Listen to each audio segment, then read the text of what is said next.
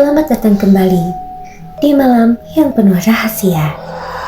Kalian sekarang sedang bersamaku hanya di malam kelam, tempat dimana cerita-cerita menyeramkan bukan sekedar dongeng, tapi bisa saja adalah kenyataan yang pernah dialami seseorang, bahkan mungkin akan menimpa kalian. Jadi, matikan lampu kalian, pastikan pintu terkunci, dan dengarkan baik-baik. Judulnya adalah Perjalanan ke Rumah Kosong.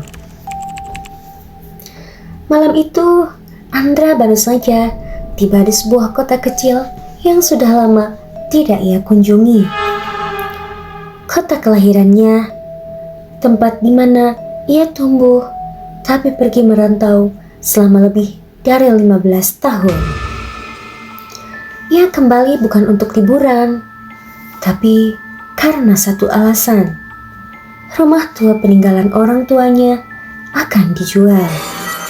Sebelum itu, ia diminta untuk memeriksa keadaan rumah tersebut. Rumah itu berada di ujung gang sempit, gang yang jarang dilewati. Begitu memasuki gang itu, Andra merasa aneh. Meski langit mendung, udara di sana terasa lebih dingin. Rumah-rumah di kiri kanan terlihat biasa saja. Sampai akhirnya ia melihat rumah tua itu. Cat dindingnya sudah mengelupas. Jendela kayu tua itu setelah terbuka, seperti seseorang sedang mengintip, lalu buru-buru menutupnya. Pada malam pertama, Andra masuk ke dalam. Bau apek langsung menyambutnya. Ia menyalakan lampu, tapi lampu di ruang tengah hanya berkedip-kedip, seolah menolak untuk menyala terang. Ia berjalan ke ruang tamu. Semua masih sama seperti dulu. Lemari kayu tua itu di sudut ruangan, kursi rotan, dan sebuah cermin besar yang dulu milik ibunya.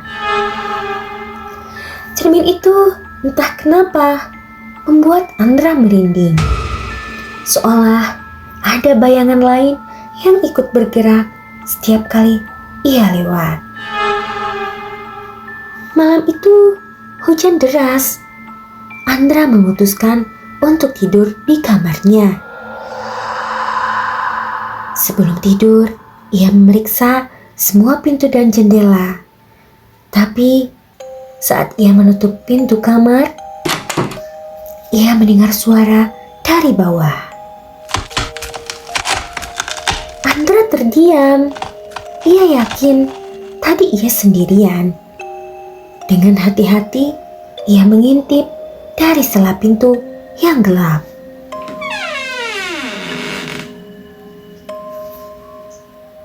Gangguan pertama.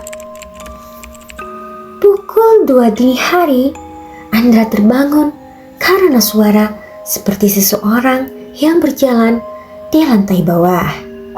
Pelan, tapi pasti.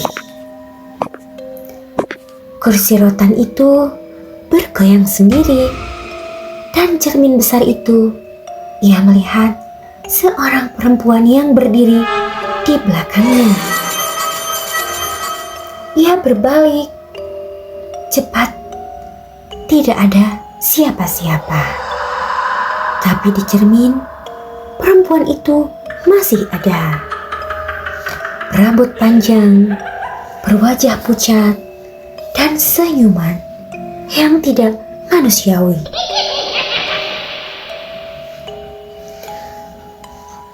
Teror yang meningkat. Andra mencoba mengabaikan, meyakinkan diri bahwa itu hanya halusinasi. Tapi setiap jam lewat, suara-suara itu makin jelas. Ada yang mengetuk pintu depan, tapi ketika dibuka, kosong. Di tengah malam, ia terbangun lagi. Kali ini, karena mendengar suara seseorang memanggil namanya. Andra. Suara itu lirih, tapi sangat dekat. Seperti dari dalam kamarnya sendiri. Rahasia rumah. Pagi harinya, Andra memutuskan mencari tahu. Ia mengunjungi tetangga lamanya yang bernama Ibu Wati, yang rumahnya tak jauh dari sana. Saat Andra bercerita tentang suara dan sosok perempuan di cermin, wajah Bu Wati langsung pucat. Dengan suara gemetar, Bu Wati berkata, "Andra, kamu gak tahu perempuan itu bukan orang asing. Dia bibimu sendiri. Dulu dia meninggal di rumah itu, bunuh diri di depan cermin besar itu." Di malam terakhir, malam ketiga, teror mencapai puncaknya. Lampu rumah mati total. Andra hanya berbekal lilin, tapi lilin itu terus meredup setiap kali ia lewat di depan cermin. Tiba-tiba cermin itu berembun meski udara kering, dan muncul tulisan di permukaannya, "Jangan jual rumah ini, atau kamu ikut denganku."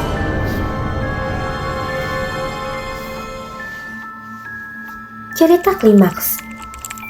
Lilin itu pun padam, gelap total. Andra merasakan nafas seseorang di tengkuknya. Suara itu berbisik di telinganya, "Sekarang giliranmu." Ia berteriak, tapi tubuhnya seperti ditarik masuk ke dalam cermin. Dan di dalam bayangan gelap itu, ia melihat rumah tua itu dari sisi lain. Hanya dia dan sosok perempuan itu yang kini tersenyum lebar. Sampai hari ini, rumah tua di ujung gang itu masih berdiri. Tidak ada yang berani membelinya, karena siapapun yang menginap di sana, konon tidak pernah pulang dengan cara yang sama. Kalau kalian berani menginap di sana, pastikan kalian siap melihat sesuatu yang seharusnya tak pernah terlihat. Aku pamit dari cerita malam ini. Tapi ingat, di setiap rumah tua selalu ada rahasia yang menunggu untuk ditemukan. Jika kalian suka dengan cerita ini, tekan like, tulis komentar pengalaman horor kalian, dan tentu saja subscribe supaya kalian gak ketinggalan kisah-kisah mencekam lainnya. Sampai jumpa di malam kelam berikutnya. Terima kasih.